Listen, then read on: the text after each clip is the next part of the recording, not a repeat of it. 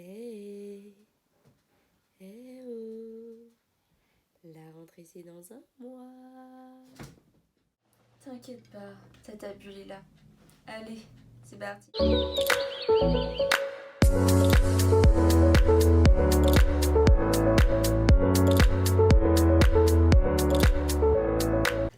Bon, ok, déjà on va analyser pourquoi t'as envie de travailler cet été.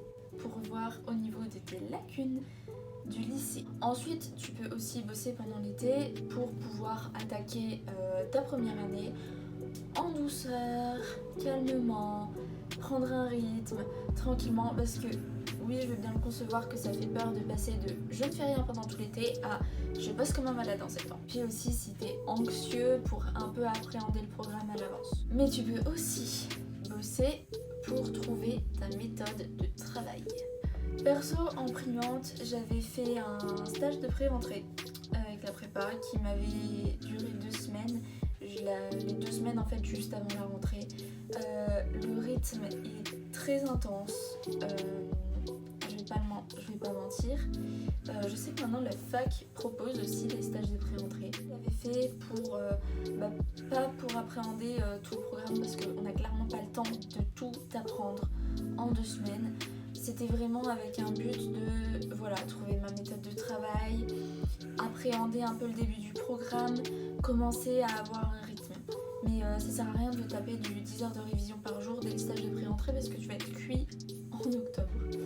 Mais ouais, franchement, ça m'avait été un petit peu utile parce que quand t'arrives dans les premiers cours et que tu sais déjà de quoi le prof parle, c'est plutôt pas mal. Et quand t'as déjà pris un petit rythme à l'avance, enfin pour toi, genre ta rentrée c'était il y a 2 semaines, c'était pas là la première semaine de septembre. Donc c'est un peu cool, t'as déjà un petit peu ce rythme. Doublante, j'avais vu les choses d'une manière totalement différente. Pour moi, en étant doublante, le but c'était clairement prendre de l'avance. Oui, j'étais doublante, hein. Oui. J'ai fait ça les 2-3 dernières semaines des vacances d'été et j'avais bossé avec mes propres cours. Mais ça, c'est un jeu un petit peu dangereux. Faire attention. Moi, c'est parce que je connaissais déjà le programme, je connaissais déjà les profs, je savais déjà ce qu'ils demandaient. C'est pour ça que j'ai pu bosser en avance. Je me suis surtout focalisée sur des cours comme l'anatomie, où j'ai refait vraiment des schémas propres et détaillés qui allaient me servir de support de cours, où j'ai vraiment revu toutes les bases d'ostéologie. Et ensuite, j'ai vu tout ce qui était biophysique pour prendre le temps de pouvoir bien me poser sur les chapitres et bien maîtriser les chapitres. Enfin, vraiment prendre ce temps. J'avais fait pareil en chimie et j'avais commencé à me faire pareil des fiches en histologie. Dans la démarche de toujours avoir de l'avance pour vraiment bien connaître le programme ou avoir quelqu'un qui est déjà passé très récemment par la première année de médecine à ses côtés. Comment bosser pendant l'été de manière intelligente, productive et sur quoi bosser. Déjà, ça sert à rien de bosser 4 heures par jour tous les jours. Faut pas oublier que c'est quand même des vacances d'été. C'est ton dernier moment de répit avant la fin du concours du 2e semestre. Ça, on va pas l'oublier. Déjà, focalise-toi sur le programme du lycée. Vérifie que tu es bien à jour sur tout ce qui te sera demandé en PACES parce que les profs considèrent que ce qui a été vu au lycée est acquis. Si t'as pas fait de spé physique en terminale par exemple, je te conseille de voir si dans le programme de terminale de spé physique, il n'y a pas des chapitres qui sont abordés en biophysique ou en chimie en première année et de bosser là-dessus pour commencer. Parce que ça sert à rien de commencer à bosser les cours qui seront vus en novembre si t'es pas à jour sur ton programme de lycée.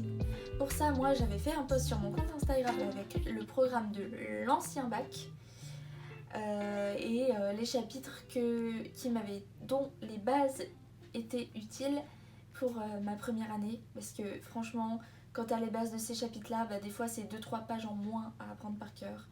Et ça, je peux te dire que ça fait plaisir quand ton chapitre il fait 20 pages.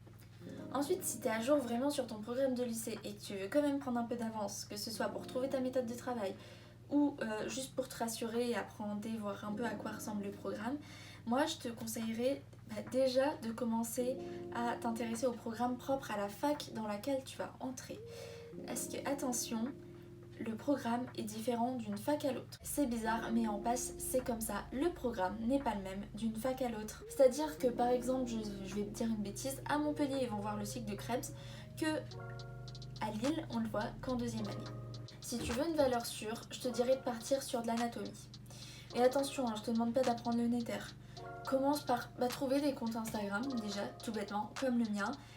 Moi, les schémas que tu vois sur mon compte Instagram, c'est les schémas du premier semestre faits en amphi avec le prof. Commence par réviser des choses simples. Commence par l'ostéologie, savoir faire le schéma. Attention, l'anatomie n'est pas au programme du premier semestre dans toutes les facs. C'est peut-être pas forcément utile que tu vois pendant l'été quelque chose qui sera dans ton deuxième semestre. Si tu veux bosser l'anatomie, ce que je te conseille de faire, c'est, allez, tu te dis, vas-y, je fais les vertèbres, t'apprends les vertèbres, tac, tac, tac.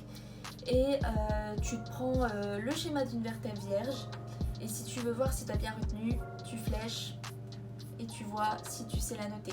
Voir si tu sais le refaire entièrement à partir d'une feuille blanche. Après, ce que tu peux voir, c'est apprendre les acides aminés par cœur. Parce que, et oui, nous, du moins à Lille, c'est comme ça. Au premier semestre, on te demande de connaître les acides aminés par cœur et de savoir les reconnaître au sein d'une molécule. Donc, si tu as déjà fait ça, parce qu'il y en a 20, si tu as déjà fait ça pendant ton été, t'arrives, tu les connais. Et ça, c'est du temps de gagner. Après, tu peux voir quelques cours d'histologie, si pareil, c'est au premier semestre. Les matières que je te déconseillerais un petit peu de voir pendant l'été, c'est la biophysique et des cours de chimie organique. C'est les cours que j'appelle à exercice, c'est-à-dire que tu dois vraiment résoudre des problèmes, tu dois vraiment calculer des choses. C'est pas un simple QCM où tu mets vrai faux.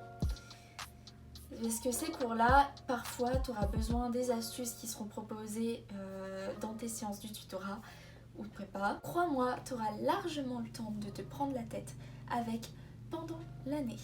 Une autre matière aussi où je te conseille pas de t'avancer dessus, notamment à Lille, c'est la SSH. Pourquoi ? Parce qu'à Lille, le programme a tendance à changer du tout au tout quasiment d'une année sur l'autre. Super. Par contre, j'ai cru comprendre que pour les passes à Lille, la terminologie médicale était maintenant au premier semestre. Et la terminologie médicale, c'est des radicaux grecs et latins. Et ça, en général, ça change pas. Et vu que le poly fait 70 pages, c'est pareil, c'est une liste. C'est un peu souvent à prendre. Là-dessus, tu peux prendre un peu d'avance. Attention à ne pas apprendre des mots en latin, etc., qui ne seront pas dans ta terminologie médicale. Maintenant, si tu veux bosser pour trouver ta méthode de travail, voilà, pareil, tant qu'à faire, utilise des cours qui te serviront, par exemple des cours d'anat ou d'histologie, pour savoir comment tu apprends par cœur.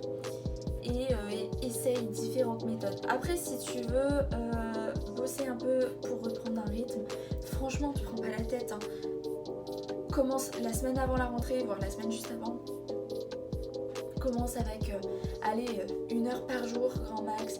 Puis petit à petit, tu augmentes 2 heures, 3 heures. Puis à la rentrée, là, tu pourras bosser 3-4 heures d'affilée sans souci. Mais ça sert à rien dès juillet, commencer. Même si tu veux prendre de l'avance sur le programme, ça sert franchement à rien de commencer dès début juillet à bosser parce que franchement, profite de ton été. Le seul mot que j'ai pour la fin, c'est de dire profite. C'est tes vacances, c'est ton été. Profite avant d'entrer dans le vif de l'année. Tu auras toute l'année pour te prendre la tête avec tes cours. Mais tu auras très peu de temps pour profiter de ton été. Profite de voir tes amis, ta famille, de faire des trucs qui te font kiffer. Si t'as un appart, profite de prendre ce temps pour te faire une bête de déco dans ton appart. Profite pour découvrir la ville où t'emménages, si t'emménages dans une nouvelle ville. Et franchement, t'es même pas obligé de bosser, hein. Tu peux débarquer en septembre comme ça, il n'y a aucun souci avec ça. Donc voilà, si cette vidéo t'a plu, mets un pouce en l'air. Mets un commentaire, dis-moi ce que tu vas faire de ton été en commentaire. Aussi, si tu vas bosser, si tu bosses pas, si tu as un job étudiant, si tu pars en vacances, dis-moi tout ça. Et puis, si tu veux d'autres vidéos, motivation, conseils, organisation et tout comme ça, abonne-toi parce que ça arrivera très bientôt. Et puis, d'ailleurs, dis-moi en commentaire aussi ce que tu veux voir. Et si tu veux rater aucune de mes vidéos, active la cloche. Moi maintenant je vais aller faire ma séance de sport, je te dis salut et à bientôt pour une nouvelle tasse de thé.